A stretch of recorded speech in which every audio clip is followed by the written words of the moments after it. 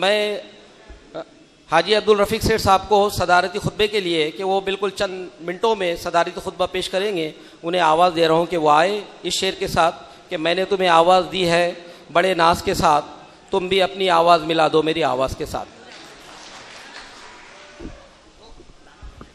अस्सलाम वालेकुम। आज इस ईद मिलन और 15 अगस्त यौम आज़ादी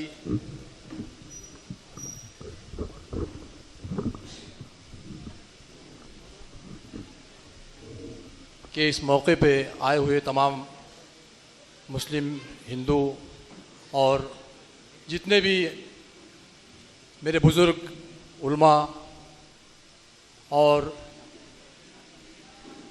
शायर, मैं सबसे पहले तो जो इंतज़ाम किया है आबिद भाई ने, मैं उनका तहे दिल से शुक्रिया अदा करता हूँ। हमें बुलाया, हमें इज़्ज़त दी, इसके लिए भी उनका शुक्रिया अदा करता हूँ। और आप लोगों ने जो आपकी यहाँ पे हाज़िरी दर्शाई है उसके लिए मैं सभी लोगों का शुक्रिया अदा करता हूँ। और एक अशार, हालांकि यहाँ तो बहुत शायर बैठे हुए हैं, यहाँ पे शेर बोलना बोले तो सूरज को चिराग बताने के बराबर है, लेकिन फिर भी ये मोहब्बत की महफिल है।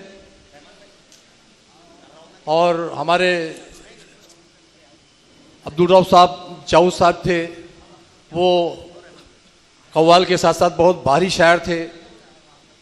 उनका एक अशार था कि मोहब्बत की महफिल, मोहब्बत की बातें, वो दिल क्या है जिसमें मोहब्बत नहीं है। तो एक और अशार है, ये यकीन महकम, इकबाल साहब का अशार है, फराज भाई, यकीन महकम अमल पे हम मोहब्बत फातह आलम, यकीन महकम अमल पे हम मोहब्बत फातह आलम, जहाद जिंदगानी में ये है मर्दों की शमशीरें। तो मेरे भाई, ये जितनी फसल है ये आदम की औलाद है। अभी उलमा साहब ने जो अपनी तकरीर में फरमाया कि सरकार सल्लल्लाहु अलैहि वसल्लम ने फरमाया कि हिंदुस्तान की तरफ से मुझे खुशबू आ रही है, तो वो खुशबू किस बात की थी? वो खुशबू इस बात की थी कि हिंदुस्तान में दुनिया का पहला शख्स आदम अलैहिस्सलाम पैदा किया गया, जो श्रीलंका में पैदा हुआ। और जहां तक लड़ाई दंगे का सवाल है, तो सबसे पहला कत्ल हाबिल काबिल से के दरमियान हुआ। तो इसलिए इंसान की फितरत है लड़ना। सब लोग खत्म हो जाएंगे अगर एक घर में 4 भाई है वो आपस में लड़ेंगे। तो लड़ना और मिलना ये कुदरत का एक अपना करिश्मा है। तो मैं आपसे सिर्फ इतनी गुजारिश करूंगा कि आप कितने भी हिंदुओं को मार डालो और चाहे हमारे हिंदू भाई कितने भी मुसलमानों को मार डाले, ये खत्म होने वाली नहीं है।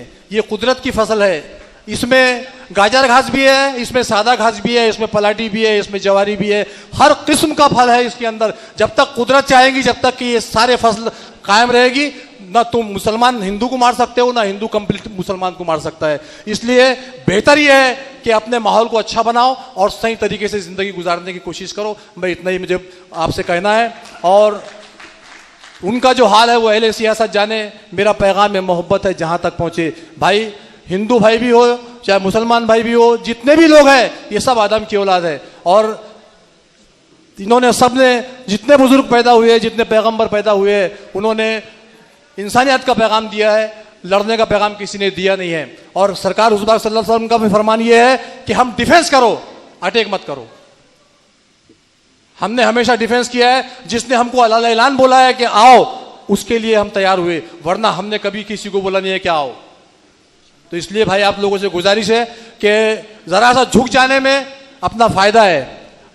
अपनी मस्जिद के सामने से अगर कोई प्रोसेशन जा रहा है, 10-5 मिनट अगर नमाज लेट हो सकती है तो कोशिश की जाए कि नमाज ऐसी लेट कर दी जाए ताकि वो चैन से चले जाए, हमारे बीच में इख्तिलाफ ना पैदा हो।